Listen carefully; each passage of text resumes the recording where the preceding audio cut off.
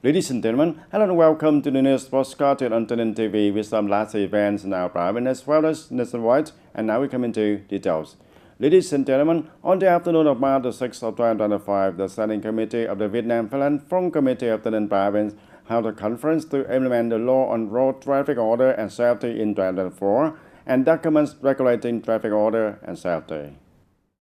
The conference was held online to 9 overnight connecting points of district towns and cities in the province. Mr. Vo Đức Tông, member of Principal Party Standing Committee, chairman of Principal Vietnam Philippine Front Committee, chaired the conference. Attending the conference, there was Mr. Lý Trung Dong, deputy head of Principal Party Committee's Propaganda and Mass Mobilization Department. At the conference, representatives of the Traffic Police Department of Provincial Public Security informed and disseminated the basic contents of the law on traffic order and safety in 2024 as well as related regulations. Delegates also discussed issues arising in the implementation of the law and solutions to improve the effectiveness in ensuring the traffic order and safety. And on the afternoon of March 5th, the TayNinh Protocol Women's Association organized a celebration of the 115th anniversary of the International Women's Day, March 8th, and 1995 of the Hai Bà Trưng Uprising, and commended typical advanced models in the period of 2020 to 2025. Through the program's Button Warm Clothes for Children, scholarships for poor children in border areas, rising piggy banks for children in border areas, got models.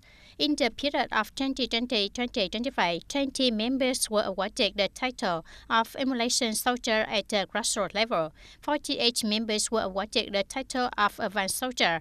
On average, over 90 of the total number of members were awarded annually.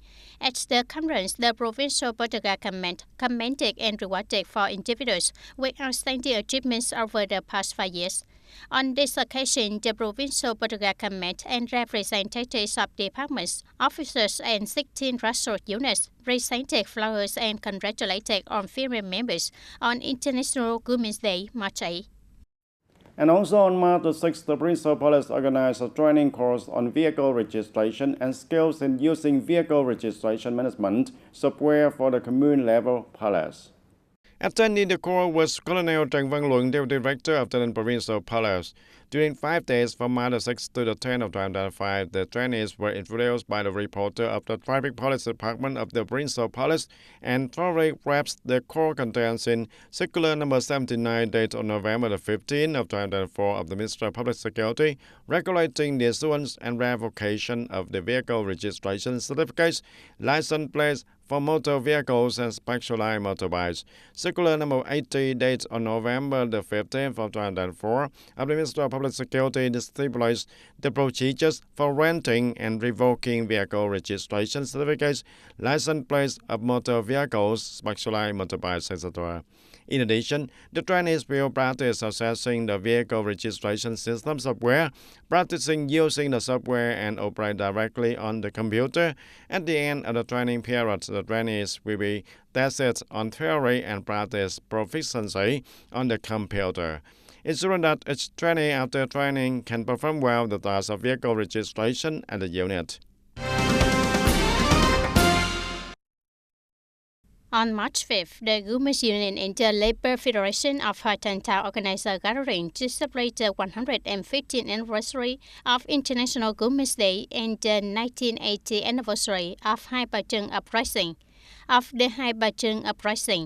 At the meeting, the Standing Committee of the Women's Union of Hai Thanh Thao presented the decision to admit and recognize 10 honorary members awarded child scholarships, each worth 500,000 Vietnam dong, to orphans in difficult circumstances in the area. On this occasion, delegates and union officials of Hai Thanh Thao offered incense at the Martyrs Monument of the Nam Trải Historical Site, Nam Trải Hamlet, Trường Đông Cái Miêu, Hai Thanh Thao. And ladies and gentlemen, on the morning of March 6th of 2025, the TayNinh Provincial Women's Union and Provincial Retired Women's Club organized the program Returning to the Dong Nang, the place where the first Communist Party based of the province were established. On the occasion of the 1985th anniversary of the Hai Bà Trưng Uprising and the 115th anniversary of International Women's Day, March 8th. This is an opportunity to reveal the heroic history of the nation and inspire gratitude to generations of heroes, especially the women, in the struggle for the national independence and national construction. The 1995th anniversary of the Twin Sister Uprising is not only an occasion to commemorate the two heroes who rose up against foreign domination, but also to affirm the important role of women in history of the Vietnamese Revolution. The Twin Sisters are the symbol of resilience, indomitability, and strong patriotism, uprising, inspiring the pride in everyone, especially the women, and this image remains as endless source of inspiration for the future generation in the course of protecting and building the country. International Women's Day, March 8, is celebrated all over the world. In our country, this day is also an occasion to honor the contributions of women in the struggle for independence and protection of the fatherland, as well as in the course of building a developing country. Gender activities with the representatives of the Trảng Bàng Women's Special Force team help the people better understand the heroic fighting spirit of women during the years of wars, and stories from the female soldiers have strongly inspired the resilience and courage of women in the resistance wars. Missy Phan Thị Úc, Trảng Bàng Women's Special Force team, TayNinhTV say that.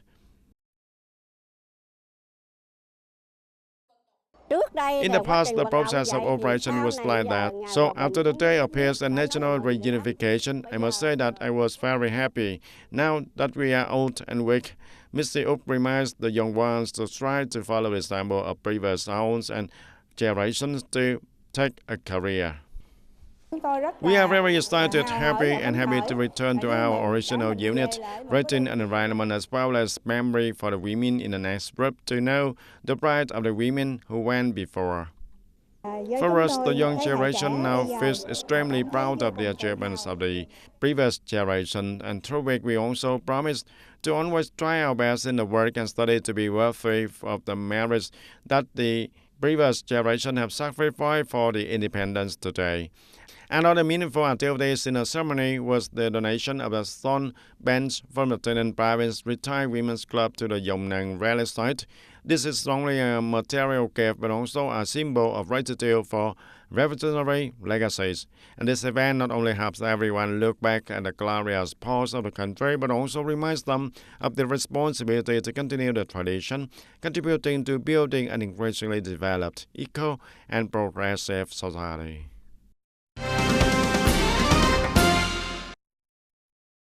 In the 10th rank in trend exam for the 2024 to 2025 school year, TayNinhTV has 22 public high schools implementing the admission method of entrance exams combined with admission consideration. The students wishing to enter 22 high schools must take 3 subjects: literature, math, and English.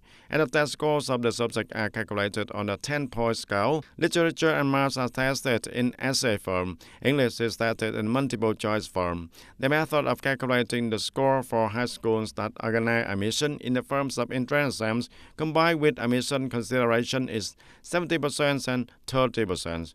That is 70% of the total score of the 3 subjects plus 30% of the average scores of the subject in the junior high school years. And the students are given additional incentive points if any.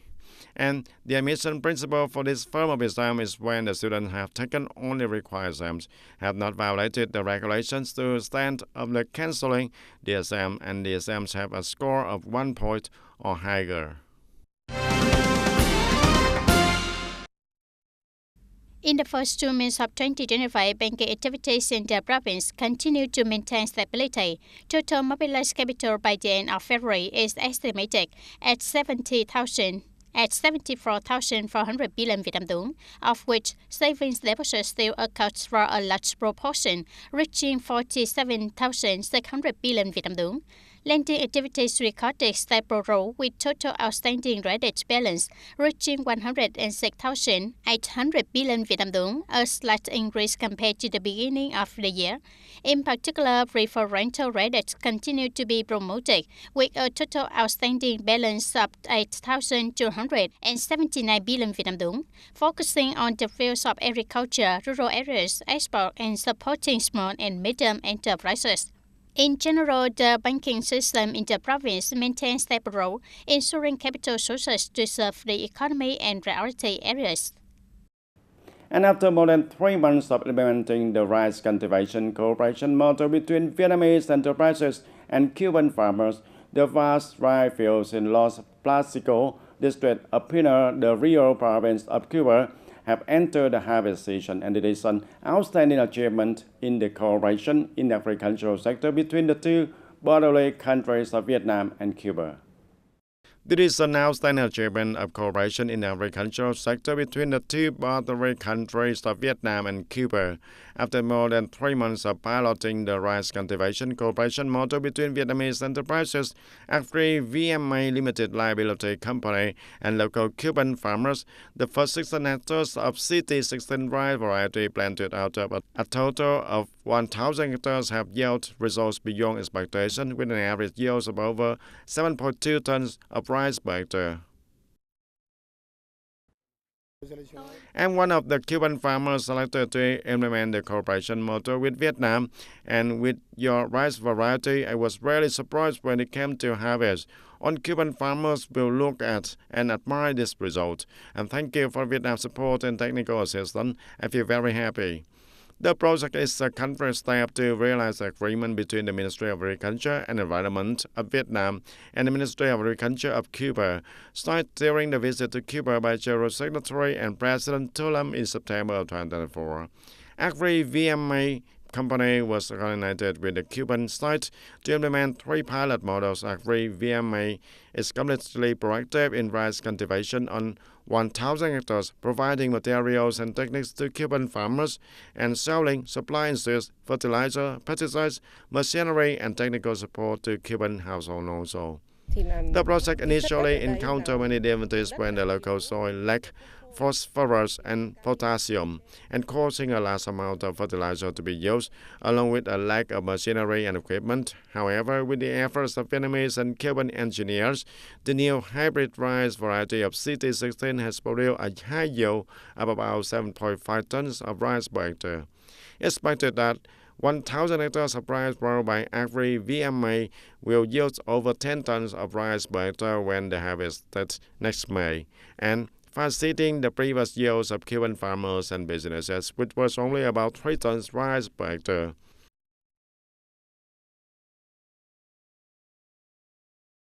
This is an achievement that proves to our Cuban friends the effectiveness and care for rice plants. Our expert team has taught Cuban farmers how to fertilize, cultivate, and care for the rice plants so that this model can be replicated more widely.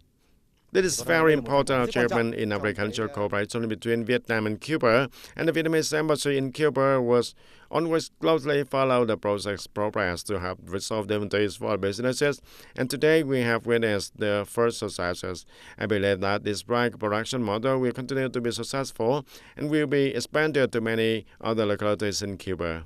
Agri-VMA company, a Vietnamese enterprise in investing in the fields of animal feed production and agriculture in Cuba. Agriculture is a priority area for Cuba to promote in order to implement the socio-economic development strategy to 2030.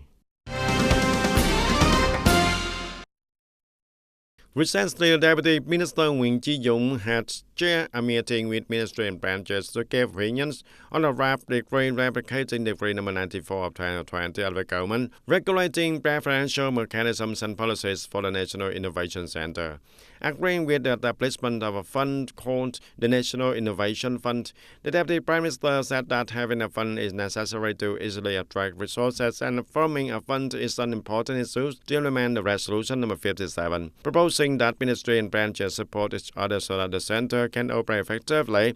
The Deputy Prime Minister Nguyễn Chí Dũng also gave opinions on issues of funding, non-refundable aid from private individuals, organizations, and individuals regarding the regulations on land rent exemption. The Deputy Prime Minister proposed to implement according to the position of the land law and have transitional regulations in Decree replacing Decree number 94, leaving no legal gaps. And the People's Committee of Quảng Nam Province has just held a conference to deploy the plan to implement the Quảng Nam Provincial Planning for the period of 2021 to 2030 with a vision to 2050. Announced the conclusion of Prime Minister Phạm Minh Chính and the working session with the Provincial Party Committee Standing Committee and orientation for investment promotion in 2025. In his opening speech, the chairman of Provincial People's Committee, Lê Văn Dũng, emphasized that the important goal of Quảng Nam in 2025 and the next period is to maintain double-digit growth.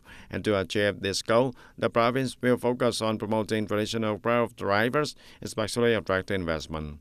In 2025, many large-scale projects will be implemented, including the Cửa Lò Stream projects and Thaco Logistics Center, expansion of Hội An Resort, expanding of Hy Xuân Factory Phase Number 2, investment in operating the July Airport, high-tech livestock projects in Quế Lâm commune of Quế Sơn. In addition to projects being implemented, the Quảng Nam also prioritized attracting investment in strategic areas such as mining industry of gold, soil, gravel, sand, etc., and renewable energy, medicinal development, silica project, cooperative economic projects, and cooperatives associated with the OCB products. The solid house, warm house are gradually appearing in the Central Highlands border area, replacing the market shelves and decorated houses. We have the reporters in Gia Lai province. These are not just symbol construction, but also the symbols of the spirits of solidarity and responsibility of the entire political and social system, aiming to help the poor have the stable housing and escape poverty. In district of Gia Lai province, the temporary house elimination program has been strongly implemented. Hundreds of new houses have been and are being built, bringing joy and hope for the poor household and policy families. In addition to supporting 60 million Việt Nam đồng for the new construction and 30 million Việt Nam đồng for repairs, we mobilize the people, especially household owners, to contribute to increasing the value of the house. We also mobilize working days of available forces and movements, materials, and supplies. The houses not only bring stability but also motivate the people to escape poverty. For many households, it is a long-standing dream. The Bodagar and the state are interested in building houses for my family. I'm very happy and grateful. Giao Hao was psychic and deliberated. Now that the state has supported 60 million Việt Nam đồng to build a new house, I'm very proud. With the spirit of leaving no one behind, Gia Lai province is mobilizing all resources to speed up the process of eliminating temporary and dilapidated houses and helping the poor household and policy families have the stable housing, of which the Ministry of Public Security has supported for 231 billion Việt Nam đồng. As of February of 2025, the entire Gia Lai province has started to build and repair hundreds of houses with the goal of completing the elimination of 8,495 temporary and dilapidated houses under the program of joining hands to eliminate temporary and dilapidated houses. The program to eliminate the temporary and dilapidated houses in Gia Lai is not just about the numbers, but also a story of compassion and sharing. Today's solid homes are the foundation for the people to work with a peace of mind to develop the economy and have confidence in the future. And that's all for today, TTV News. Thank you for being with us, and goodbye for now.